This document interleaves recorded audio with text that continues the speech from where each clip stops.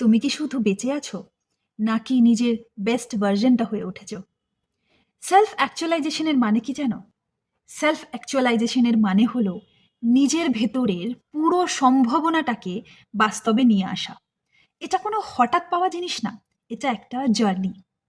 আমরা অনেক সময় অন্যদের খুশি করতে গিয়ে নিজের যে আসল ইচ্ছা, নিজের প্যাশন, নিজের ড্রিমস, নিজের আসল সত্তা সব কিছুকে চাপা দিয়ে দিই।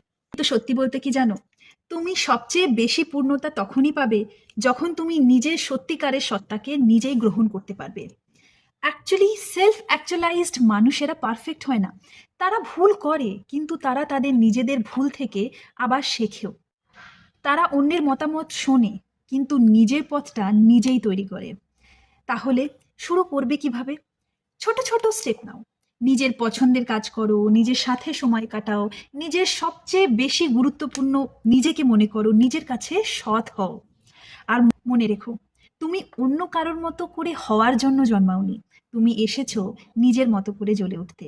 Being your self is the real success.